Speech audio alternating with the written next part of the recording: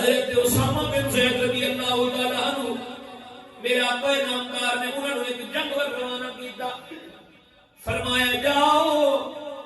فلاں دشمن سر اٹھا رہے، اللہ نے دین کی مسلسل نافرمانیاں کر رہے، روانہ کیتا میرے آقا نامدار نے تعلیمات دے کے سمجھا کے سارا کچھ اتھے پہنچے نے، اور میدان جنگ لگا، جنگ دے اندر پتہ ہے افراتفری دا ماحول ہوتا ہے، دشمن کی طرف ہوئی حملے ہوتے رہے، مسلمان بھی کرتے رہے۔ حضرت اسامہ بن زید رضی اللہ تعالیٰ عنہ فرمانے میں کافروں کی طرف ایک جنگ جو مسلمانوں کو بڑا ہی نقصان دے رہا سی، ایک انصاری صحابی تے میں مل کے انہوں پکڑے تے اسا جدو پکڑے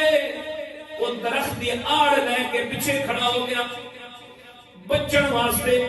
کہنے لگا لا الہ الا اللہ محمد الرسول اللہ۔ حضرت اسامہ بن زید فرماتے نے میں سمجھ گیا یہ بندہ ڈر دے مارے کہہ رہے اپنی جان چھڑان واسطے کہہ رہے اندروں مخلص کوئی نہیں اسلام دے نال۔ آپ فرمانے نے وہ انصاری صحابی تے میں مل کے پھر انہوں پکڑیا، پکڑ کے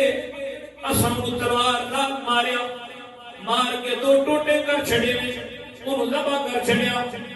واپس آئے مدینے کے اندر، سونے نبی پاک صلی اللہ علیہ وسلم پوچھا جنگ دے احوال کے متعلق کی بڑے ہے جنگ دے اندر، آپ فرماتے نے میں ساری گل دسی یا رسول اللہ انج جو ہے انج گئے سی اتھے ایک ایوی واقعہ پیش آئے فلاں کافر نو میں پکڑیا، انہیں ڈر دے مارے لا الہ الا اللہ پڑھائے، میرے آقا نامدار فرمان لگے انہیں لا الہ الا اللہ پڑھائے۔ حضرت اسامہ بن زید کہنے لے ہاں یا رسول اللہ پڑھائے پر مخلص ہو کے نہیں، دلوں نہیں پڑھیا، ساڑی تلوار تو ڈر کے انہیں پڑھائے۔ حضور جلال چاہ گئے فرمایا انہیں پڑھیا سی لا الہ الا اللہ محمد رسول اللہ، حضور پڑھیا سی لیکن دلوں نہیں پڑھیا سی۔ فرمایا اللہ شکر تکل میں کیا تو نے دل چیر کے دیکھیا سی کہ دلوں کہہ رہے یا نہیں کہہ رہے؟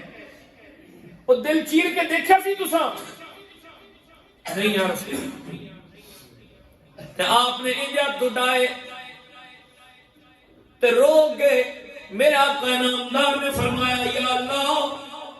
میں بری ہوں اس بندے تو جڑا لا الہ الا اللہ پڑھ لیتا ہے پھر انہوں کوئی نقصان پہنچاتا ہے۔ لا الہ الا اللہ پڑھن تو بعد پھر بھی انہوں اگر کوئی تکلیف دیتا ہے اندھے نہ لڑتا ہے میں اس تو بری ہوں۔ لا الہ الا اللہ کلمہ انہوں ایسی پاور تے طاقت مل جاندی ہے